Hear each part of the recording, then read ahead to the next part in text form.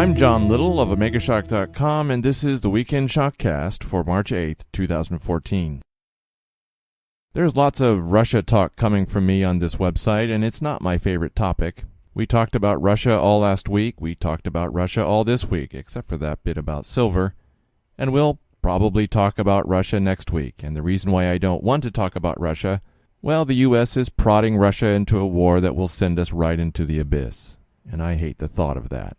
There are many other things that I would rather write, but since the world is stuck on stupid, well, we're stuck having to talk about what's going on and what you need to know to prepare for the future.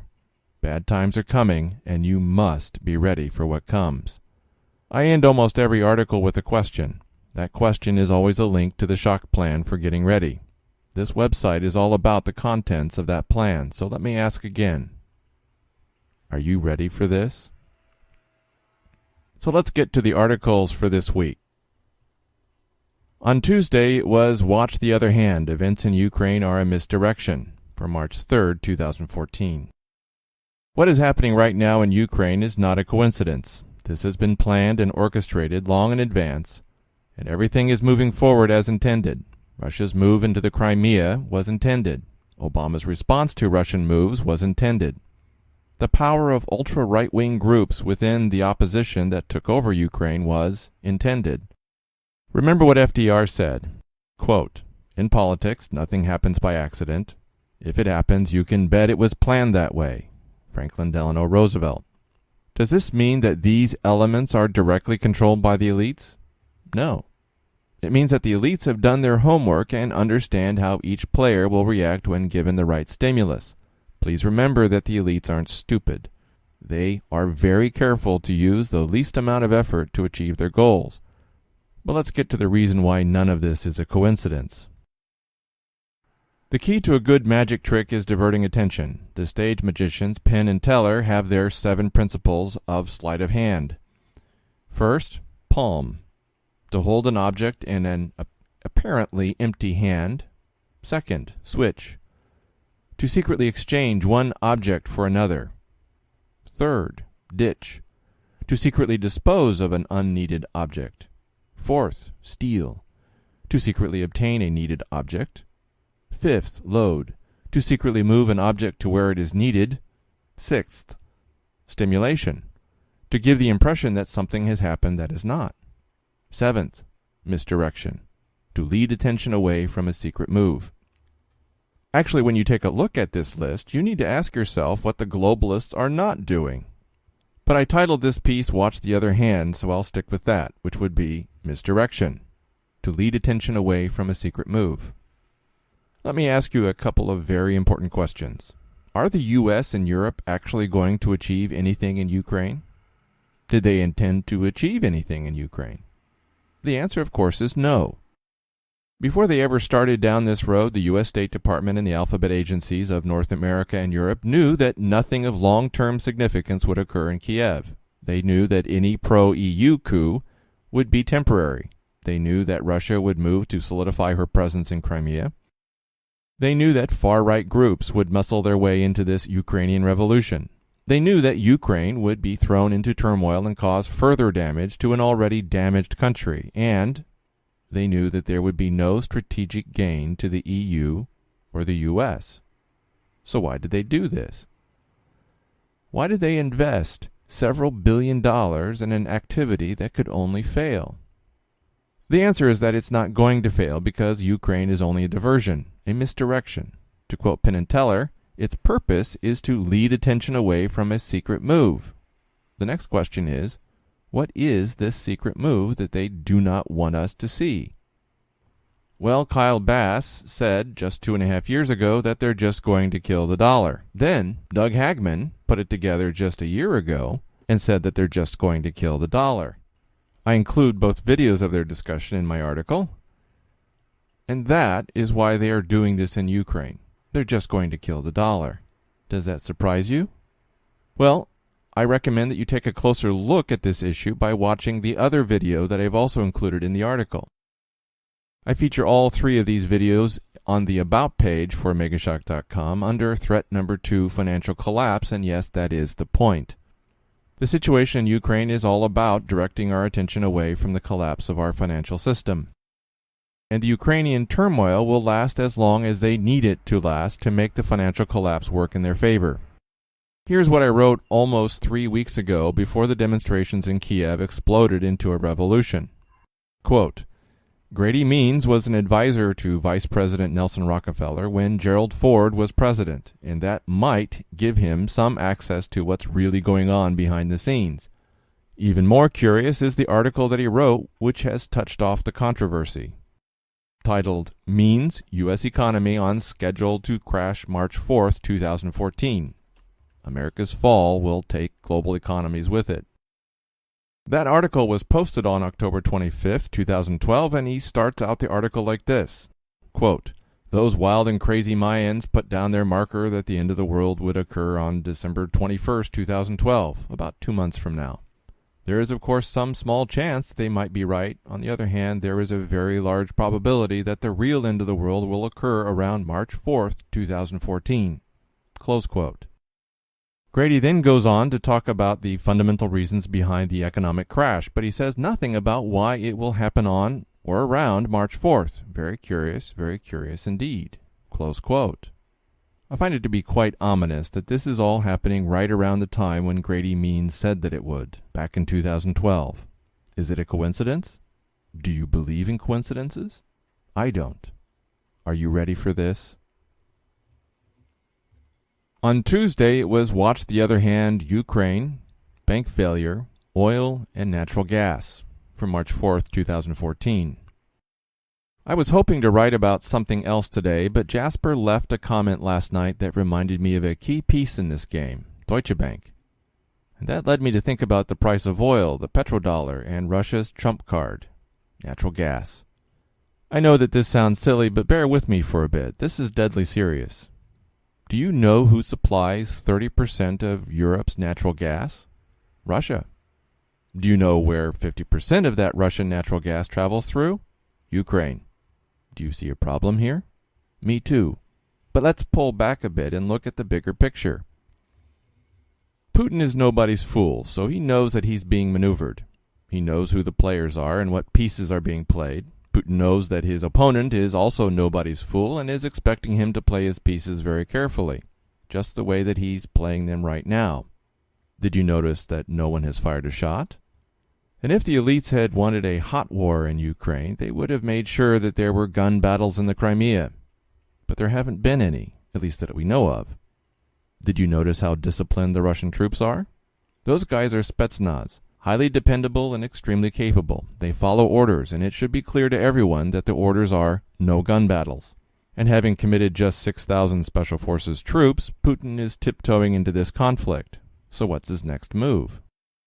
Putin has the luxury of tiptoeing into this conflict because he has a trump card that will win this game before it even gets started, natural gas. 30% of Europe's natural gas is supplied by Russia, and half of that gas goes through Ukraine. When Russia turns off the natural gas supply that runs through Ukraine, the Ukrainian revolution falls apart, and we go back to where we were a few months ago. Or do we? That's what it looks like on the surface, and that's how the U.S. and Europe want to see this played, which means that this was the intention of the elites all along. Now that is a very, very interesting thought. Could it be that everything that we've seen happen in Ukraine has been for the purpose of convincing Russia to turn off the natural gas running through Ukraine? Let's take a look at what would happen if the Ukrainian pipeline was shut off. Turning off 15% of Europe's natural gas supplies would not be as devastating as when Russia did this in January of 2009. In 2009, 45% of Europe's natural gas came from Russia, and all of it went through Ukraine. Now we're down to less than 30% of Europe's natural gas coming from Russia, and only half of it traveling through Ukraine. And right now, it's March, and not January, meaning that demand for natural gas is going to be less. So what's the problem? The problem is that a reduction in the supply of natural gas will cause the price of natural gas to go up. But something else will go up too. Oil. When the price of oil goes up, economies decline. In fact, subprime mortgages started to fall in 2005 and 2006 because the price of gasoline went up, forcing people to choose between filling their gas tank and paying their mortgage. Well, we have another housing bubble with more subprime mortgages, so guess what is going to happen? More mortgage failures, more foreclosures, and more bank failures, unless there's something else that will step in to save the day. Up to this point, we've been talking about certainties. However, what comes next is less certain. Let's talk about Deutsche Bank. It has been teetering on the brink of failure for years, and I'm wondering if this isn't a setup to bring down that bank in a way that allows the mainstream media to blame the Russians. Please know that the banking system is going to fail. There is no way that the banks can avoid this, and the weakest link in that system is currently Deutsche Bank. When it goes, the rest of the too-big-to-fail banks go with it. The big question is whether this is the big moment. But that's not the only thing. There's also the petrodollar. Pushing up the price of oil also increases the support for the U.S. dollar. An increased oil price sucks up extra dollars floating around the world because everyone will need to use the dollars that they have to buy the oil that they need. And if you run out of dollars, they have to sell stuff to Americans to get more. And Americans like to buy their stuff as cheaply as possible. But if this happens, it doesn't mean that the elites haven't changed their plan. The elites are still going to kill the dollar. But they might want to keep it strong for a while longer so they can capture as much of the world's wealth as they can. There's also something else, blunting the nat gas co-op. Jim Willey talks about Gazprom and the natural gas cooperative that Russia has been building over the past few years, and the elites may be trying to put a dent in it. The thing is that Saudi Arabia doesn't like this Russian-controlled natural gas distribution network. They want it stopped, which is why they've been funding the civil war in Syria, because of that Russian natural gas pipeline that is supposed to go through Syria. And then there's killing the dollar. When I heard about Kyle Bass and Doug Hagman talk about the plan to kill the dollar, it set off alarm bells.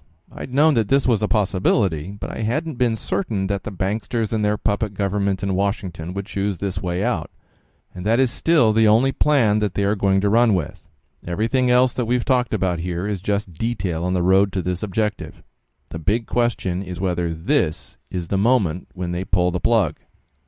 But let's not forget about Vladimir Putin. Putin is going to look for a way to manage this situation for the benefit of Russia. You can bet that he's going to look for other options. It's a dangerous thing to play games with someone like him, and the elites are capable of miscalculation. And we know that one of their miscalculations is coming. Gog and Magog. Whatever happens over the next few weeks, just be sure to watch the other hand. What's going on in Ukraine is not what they want you to believe. Are you ready for this? On Wednesday, it was Get Silver While You Can, They Are Going to Kill the Dollar, from March 5th, 2014. As the psychopaths running America and Europe pause to reflect on Russia's response to their coup in Kiev, let's take a moment to think about the most important resource that you can hold once you have secured the basic necessities. And this is an important moment to talk about this because the damage that is going to be and is being inflicted upon our monetary system will destroy the value of virtually everything that we possess, especially the fake money called the U.S. dollar. I mentioned in my articles on Monday and Tuesday, they are going to kill the dollar, and I believe that this conflict with Russia over Ukraine is a cover for that effort. As I mentioned in my articles on Monday and Tuesday, they are going to kill the dollar, and I believe that this conflict with Russia over Ukraine is a cover for that effort. It is difficult for me to see any other purpose to this latest bit of insanity. The problem is that your bank accounts, retirement, and investments are going to be wiped out in the process. If anything held in a financial institution survives, you will be very, very lucky. You must, right now, get your money out of your bank or financial institution. Pay whatever fees, fines, taxes that you have to pay, and then do what I'm about to tell you to do. Our economy and monetary system is teetering on the precipice of complete disaster, and many of us are shocked that it hasn't fallen already. The next question is whether this fragile system can withstand the shock of a conflict with Russia and China. The answer to that should be obvious. There is no way that our damaged financial system can survive even a short conflict with Russia and China. And the people ruling the U.S. and the EU understand this, which is clearly why they are doing it. So what do? Exchange your worthless dollars for something with future value. Purchase something that will help ensure your future survival, and then buy items that will help preserve your financial future. For a good idea of what this means, go here, the shock plan for getting ready. I provide a link in the article. I believe that if you follow that plan, you will do well, or at least as well as possible. If the shock plan doesn't make sense to you, find one that does. But let's move beyond that preparation plan and towards something that most of us should understand: good stewardship. I believe that you have a responsibility to preserve and grow what God has given you, and to use it for the betterment of God's kingdom. It's called good stewardship, and I believe that a good steward will be blessed by God, and a bad steward will be rebuked by God. Note: bad things happen in the course of our service towards God. God does not determine the value of our service based on outcomes. He is the judge of hearts. So you are required to do the best that you can with what you have. How are you going to do that?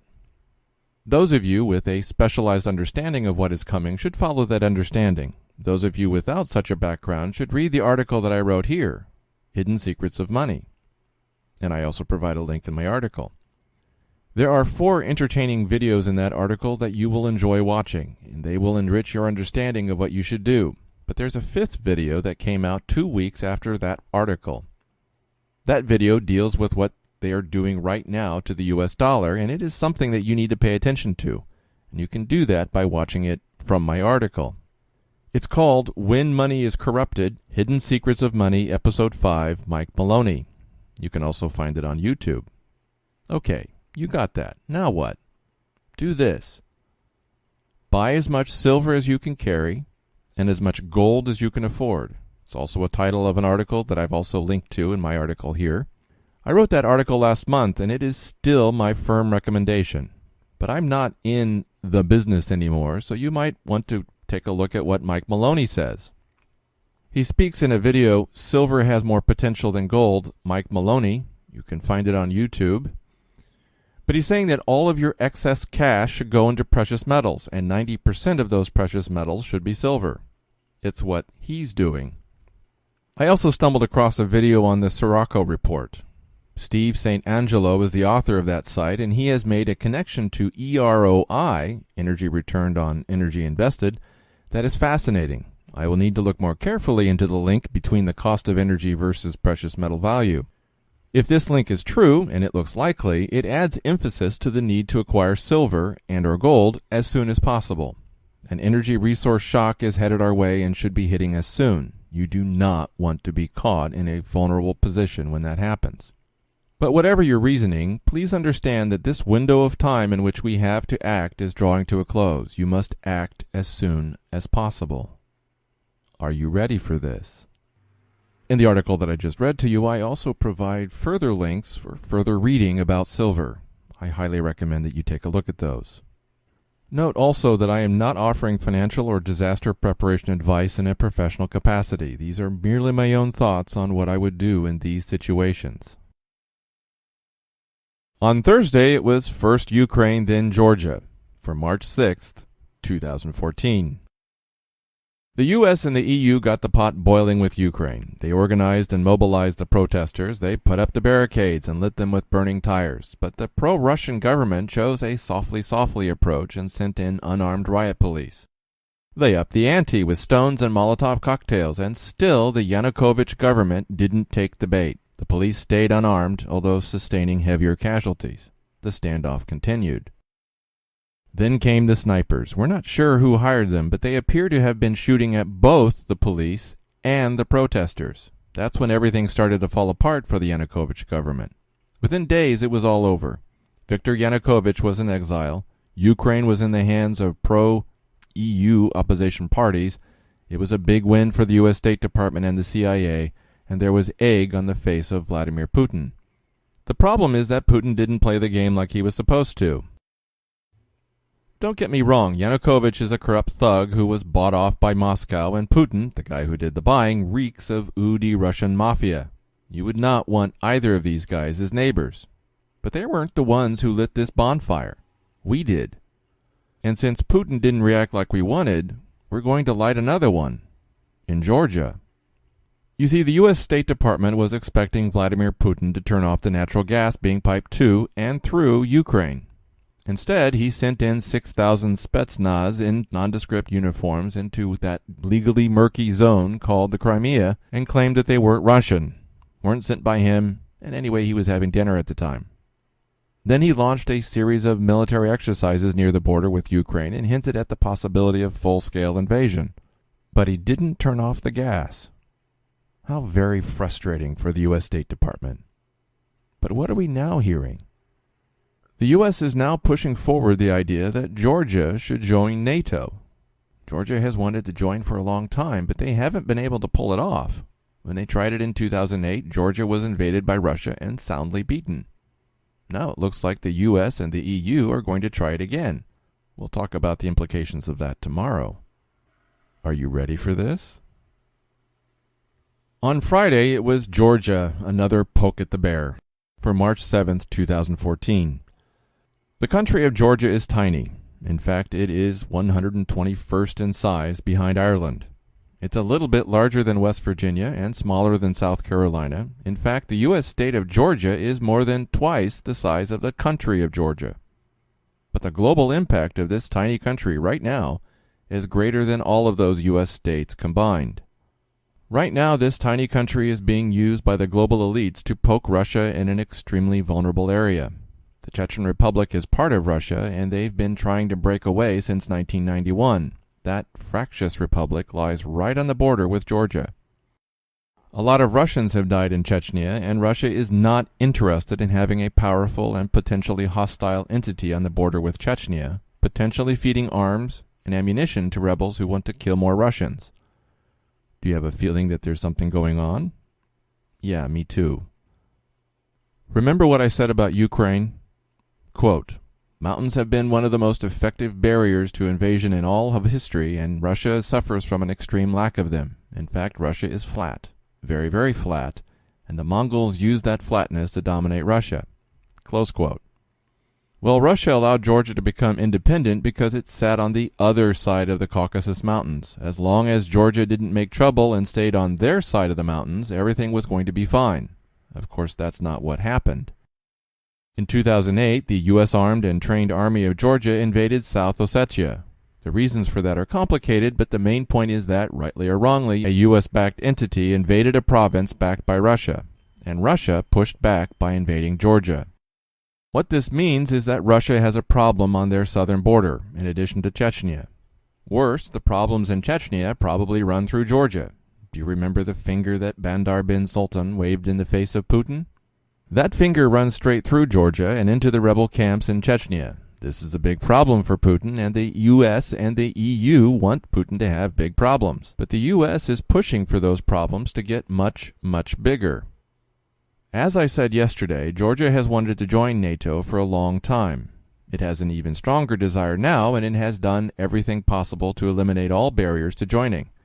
It's even possible that all their efforts have made them the least corrupt nation in Central Asia, which isn't saying much. Enter God Bless America. They've already caused serious geopolitical problems for Russia and Ukraine, and now they are threatening to cause even more problems in Georgia by pushing for Georgia to enter NATO.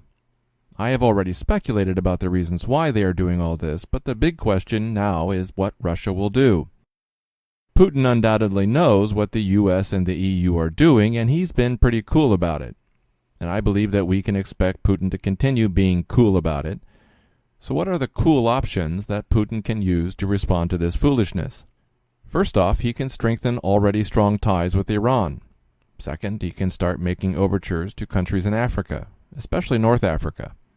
Think of this as pushing back, a counterblow, if you will, in response to Euro-American actions. But these two options look very familiar, and they should, because that's the Gog and Magog alliance straight out of Ezekiel 38 and 39. Are you ready for this?